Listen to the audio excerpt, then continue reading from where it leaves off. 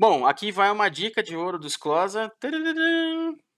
Você já deve ter visto aí muitas pessoas, né, que utilizam um capacitor ligado na placa controladora do drone, né? Você sabe explicar o porquê isso?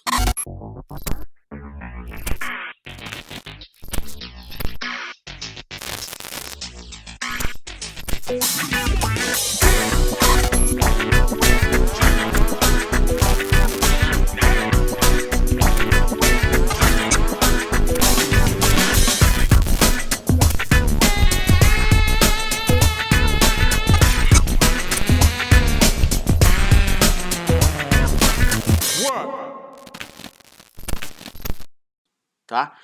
Se você já sabe, beleza, aqui eu vou dar uma explicaçãozinha para você, mas se você não sabe, está começando agora, eu vou explicar o conceito disso aqui por trás, tá? O capacitor, quando ele é soldado diretamente no terminal positivo e negativo da controladora, né, ou soldado na ponta do conector da bateria, ele serve para ajudar a estabilizar a tensão quando a gente conecta a bateria e para filtrar ruído indesejado no sistema de vídeo, tá? Então, como é que funciona isso, né? Quando a gente conecta a bateria, ali é um momento crucial, né, do sistema. O sistema está todo desligado, né? Então não tem nada, nenhuma tensão passando ali, nenhuma corrente elétrica passando, né? É um momento crucial ali nesse tipo de sistema sensível, né? Então, as baterias que a gente usa, geralmente são baterias de alta descarga, né? O sistema está completamente desenergizado, né? Quando a gente pluga a bateria ali, a gente tem um consumo instantâneo de tensão, né? Consequentemente, a gente tem uma elevação repentina da corrente que está passando por esse circuito, né? Por causa dos circuitos ali, dos componentes, todas as partes ali do drone, né? Tudo que está sendo ligado ali, os motores, os ESCs, o nosso VTX, tudo isso é ligado ao mesmo tempo, né? A gente tem uma explosão ali de corrente passando pelo circuito momentaneamente, né? Então essa corrente ela sobe muito rápido, né? Causando um negócio que a gente chama de spike, né? Ou pico de corrente, tá? E aí isso pode danificar algumas partes mais sensíveis do drone, como câmera, VTX, receiver e até mesmo a placa controladora, a etapa ali de regulagem de tensão de 5 volts e tal. Geralmente ela sofre com isso e a gente vê muitas FCs aí, ou reguladoras, né, com a etapa ali de 5 volts, a regulagem queimada por conta desses spikes que acontecem, tá? Então, o principal uso do capacitor no FPV é para filtrar esses picos de tensão e, consequentemente, esses ruídos que eles causam, né? Então, os ruídos tanto de hora de conectar quanto nos componentes do drone, né? Como, por exemplo, os motores, né? Enquanto eles estão girando, eles são componentes magnéticos, eles podem gerar uma alimentação reversa, né? Na linha de alimentação da bateria, e esse ruído que é gerado pela movimentação mecânica dos motores, né? Pelo movimento magnético deles, eles podem retornar ali e dar todo esse ruído e um monte de problemas aí, inclusive não só para o feed de vídeo, né, o sinal de vídeo, mas também para o giroscópio, para o acelerômetro, o barômetro e tudo que está conectado ali. Então, se a placa não for muito bem construída, você pode ver que as FCs, as placas têm bastante capacitores, né? Tem as bem feitas, ela tem bastante capacitor, tem bastante componentes SMDs ali na placa para segurar esse tipo de ruído, mas ainda assim você ainda pode ter esse tipo de problema, tá? Então ele funciona ali como uma bateria minúscula, né? Quando tem picos de voltagem, ele absorve esse pico de voltagem como se estivesse carregando uma bateria, né? Então quando há queda de tensão, ela é descarregada pela liberação da energia. É como se fosse realmente uma bateria, ele está absorvendo ali os picos de tensão, está guardando esse pico de tensão, não deixa esse pico passar dele para o resto do circuito.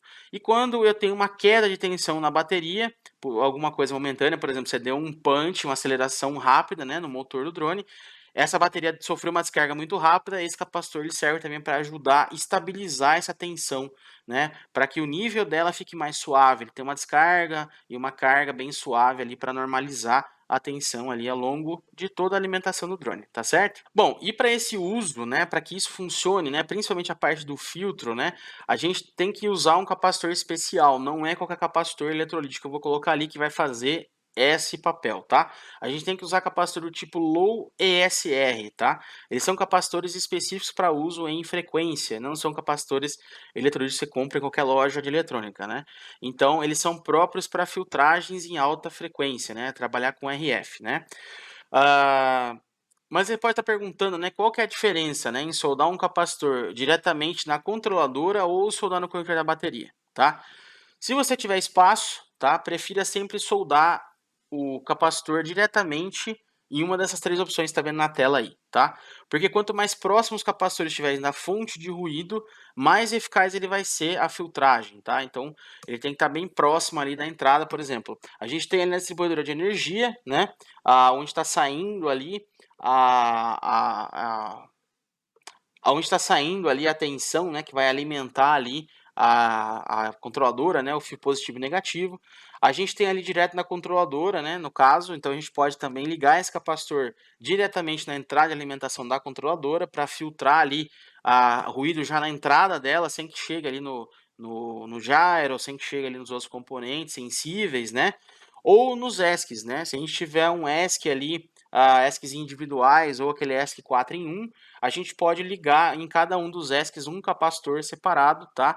Para a gente poder filtrar ali já. Lembra que eu falei do ruído que o motor gera, né? Então aquele sinal vai tentar sair por ali pelo ESC para voltar ali para a controladora, para a placa, né? A gerenciadora de energia ali, a PDB. Né? A gente tem a Power Distribution Board, né, gente? Eu estou falando uns termos aqui, mas só para explicar para vocês. A primeira foto aqui é uma PDB, né? Distribuidora de energia. Então, esse ruído não vai sair do ESC, ele vai parar ali no ESC e dali para frente a energia sai filtrada. Então, se você tiver espaço em um desses 3 pontos aí da montagem, tá? O ideal é que você use o capacitor mais próximo possível ali da placa, né? Da controladora. Pode ser uma all-in-one, pode ser uma controladora ali, uma FC separada, pode ser uma PDB, uma distribution board que eu falei, pode ser um ESC, né? Os ESCs individuais ali também, um em cada braço do drone, também você pode colocar, né? Sempre na energia ali, respeitando também a polaridade desse capacitor, tá certo? Então, principalmente se você tiver com dificuldade, experimentando muito ruído no drone, estiver tendo problema de tunagem, ruído no sinal de vídeo, tudo, pode ter certeza que tem algum problema de ruído ali indesejado que está passando pelo seu drone ali, tá certo? Agora, se não tiver espaço, tá? Se você não tiver como, né? Ali tá apertado o espaço, não cabe, não tem jeito, tá? Você pode instalar o capacitor diretamente no conector da bateria, tá? Porque ainda é melhor que você tenha um capacitor aí do que você ficar sem o capacitor. Então, se for um drone pequeno, um drone, né? A gente tem o tamanho dos drones que a gente monta aqui, pequenininho, bem minúsculo, tal. Então, ainda é melhor você colocar um capacitor no conector da bateria, que às vezes tem mais espaço ali, do que deixar sem, tá certo? Você pode ainda adicionar uma proteção extra, né? Você pode colocar um capacitor em uma das 3 opções acima, né? Que eu mostrei para vocês aqui, tá? E um outro capacitor diretamente no conector da bateria, tá? Você pode ter 2 capacitores, assim você tem uma proteção dupla, tanto para pico de tensão quando você estiver usando da bateria, quanto para filtragem ali próximo da placa que você está usando. Proteção nunca é demais, né, gente? É melhor prevenir se você tiver espaço. É bom você colocar 2 capacitores ali, né? Tem capacitores hoje de valores altos e bem pequenos que a gente pode usar, e ali você já tem esses filtros aí são filtrados e possíveis ruídos que podem ocasionar aí problemas para você, beleza? Outra dica desclosa aqui, dica de ouro que eu vou mostrar para vocês, esse capacitor que eu te falei tem polaridade, né? E é importante tomar cuidado na hora de soldar, né? Ele tem uma marca ali na lateral, que nem vocês estão vendo aqui no desenho, tá? Onde indica aqui o negativo dele, né? E que nem eu falei, a perna negativa dele, o terminal negativo, ele é sempre menor do que o terminal positivo. Então, como que você vai fazer a ligação, né? Eu vou ligar o negativo com o negativo do terminal lá da placa e o positivo com o positivo, simples assim. E aqui tem uma dica para vocês escolherem o capacitor adequado de acordo com o tipo da bateria, tá? Então, se você usa uma bateria 2S, eu posso usar até 2S, né? Eu tenho aqui 1S, 2S, eu posso usar um capacitor de até 10 volts, tá?